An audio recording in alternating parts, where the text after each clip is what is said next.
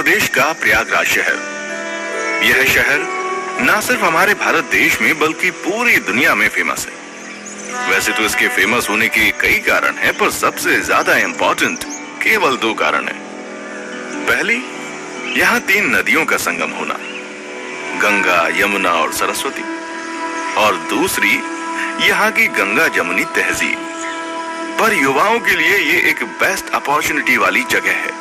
Education के मामले में चाहे इलाहाबाद यूनिवर्सिटी हो या फिर यहाँ पर चल रहे बेहिसाब कोचिंग सेंटर, जहाँ की पढ़ने के लिए पूरे देश से बच्चे आते हैं और हर साल नीट, IIT से लेकर UPSC तक के रिजल्ट में अपना अच्छा स्थान बनाते हैं। रात के समय में अगर कोई संगम पर बने हुए ब्रिज से इस शहर का नजारा देखे तो दूर शहर में जलती हुई रंग बिरंगी लाइट किसी भी इंसान के मन में उम्मीद का दिया भर देती है। पर जाने ऐसा क्या हुआ था कि एक 24 या 25 साल का लड़का रात के करीब 10 या 11 बजे इसी संगम के ऊपर बने हुए ब्रिज पर चुपचाप अपने लेफ्ट साइड से बने हुए फुटपाथ पर अकेला आगे बढ़ता चला जा रहा था।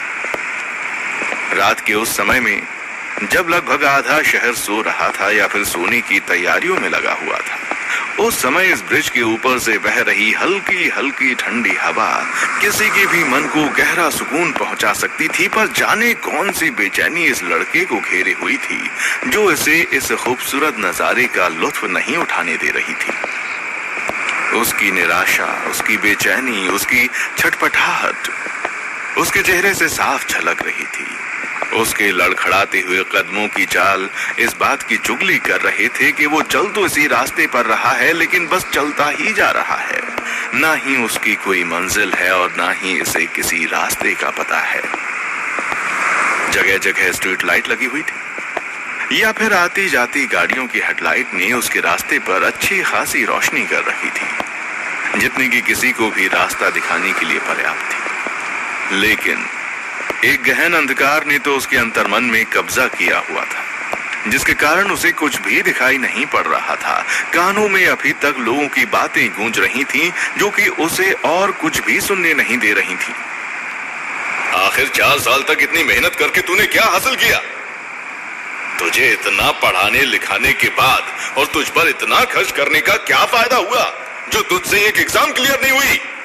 कुछ नहीं यार, तेरी किस्मत ही खराब है, वरना इतनी मेहनत पर तो बेवकूफ भी निकल आते, जबकि तू तो टॉपर है। कितनी बार कहा था कि इंटरव्यू इस तरह से क्लियर नहीं होगा, तुम कोचिंग ज्वाइन कर लो। लेकिन तुम मेरी कभी सुनते ही नहीं हो। कर ली ना अपनी मन की, मिल गया ना नतीजा। तुम सिर्फ एग्जाम में फेल नहीं हुए हो, बल्कि तुमने तो हमारे मोहब्बत को भी फेल कर दिया है। सब कुछ खत्म हो गया। अचानक उसे कानों में एक आवाज गूंजी। इस आवाज के आते ही लड़के ने दुख, दर्द और निराशा से अपनी आंखें बंद कर ली। ये आवाज उसके जीने की वजह थी, उसके संघर्ष की वजह थी। लेकिन आज ये आवाज भी उससे निराश हो चुकी थी। मैंने सबको निराश कर दिया, सब मेरी वजह से हुआ है। मुझे जीने का कोई हक नहीं है। अब मेरी जिंदगी का कोई मतलब नहीं है, ना ही अब मेरे लिए कोई मंजिल बची है और ना ही कोई रास्ता। अपने मन में सोचता हुआ लड़का आगे बढ़ते जा रहा था। तभी उसी ब्रिज से एक IAS ऑफिसर की गाड़ी गुजरी। पल भर के लिए लड़के के कदम एक किनारे खड़े होकर रुक गए। ब्रिज की रेलिंग के साथ लगकर खड़ा हुआ वो लड़का चुपचाप गाड़ियों के गुजरते हुए काफिले को देख रहा था। कल तक यह नीली बत्ती और यह गाड़ी उसका सपना थी, पर आज सब कुछ उसके हाथों से रेत की तरह फिसल गया था और वह बस चुपचाप अपने सपने को टूटकर बिखरते हुए देख रहा था। अब उसके हाथ में कुछ भी नहीं बचा था। बेहद दुख और अफसोस के साथ सोचते हुए लड़के ने अपनी आंखें बंद कर ली और आंखों में आए हुए आंसू को छुपाने के लिए सीधे नदी की तरफ मुड़ गया। भरी हुई आंखों के साथ सामने दूर शहर का नजारा झिलमिलाता हुआ दिखाई पड़ रहा था। शहर में ऊंची ऊंची बिल्डिंग में जल रही रंग बिरंगी लाइट झिलमिलाती हुई दिखाई पड़ रही थी, जो कि इस गहन अंधकार में भी एक उम्मीद की किरण की तरह रंग बिरंगी रोशनी बिखेर रही थी। लड़की ने बेदर्दी से अपनी आंखों में आए हुए आंसू को पोंछ डाला।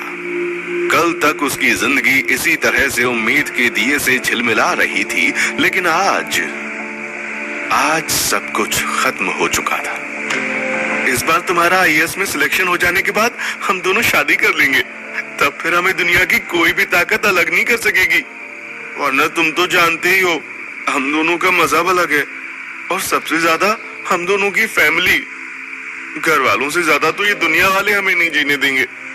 पर तुम्हारे आईएएस बन जाने के बाद हम पर कोई उंगली नहीं उठा सकेगा। हम इन सब चीजों से दूर अपनी एक नई दुनिया बसाएंगे। लड़के के कानों में किसी की दिलकश आवाज गूंज रही थी, नई दुनिया। लड़के ने गहरी सांस छोड़ते हुए धीरे से कहा। तभी अचानक से जैसे उसके कानों में किसी ने गर्म पिघलता हुआ शीशा डाल दिया। तुमने मेरी बात नहीं सुनी, अब मैं तुम्हारी बात नहीं सुन पाऊंगी। पहले तो हमारे मजहब अलग थे, पर अब हमारे रास्ते भी अलग हो चुके हैं। अब तुम चाहे लाख कोशिश कर लो, अब हम कभी एक नहीं हो सकेंगे। ये दुनिया हमें कभी एक नहीं होने देगी। सब कुछ खत्म हो गया है। तुमने सब कुछ खत्म कर दिया प्रकाश, सब कुछ। तुम ठीक कह रही हो नीलुफर, सब कुछ खत्म हो गया है। यहां तक कि मेरे जीने की वजह भी खत्म हो गई है। तो फिर अब मुझे जीने का कोई भी अधिकार नहीं है। प्रकाश ने एक नजर सामने शांत बह रही नदी की तरफ देखा और दूसरे ही पल उसमें छलांग लगा दी। अरे कोई नदी में कूद गया है, किसी के चिल्लाने की आवाज आई। अरे कौन है भाई, देखो जरा उसे। दूसरे आदमी ने भी तेजी से कहा। देखते ही देखते जहां से वह लड़का नदी में कूदा था, वहां पर लोगों की भीड़ जमा होनी शुरू हो गई। इतनी रात को तो गोताखोरों की टीम भी नहीं आ पाएगी, और वैसे भी पानी का बहाव तेज है। सुबह तक जाने कहां बहकर चला जाएगा। एक दो लोग जो ब्रिज के ऊपर से गुजर रहे थे, इस लड़के के नदी में कूदने के बाद आपस में बात कर रहे थे। लेकिन प्रकाश को तो कुछ होश ही नहीं था। वह अपने दोनों हाथों को फैलाए हुए नदी की धारा के साथ बहता चला जा रहा था।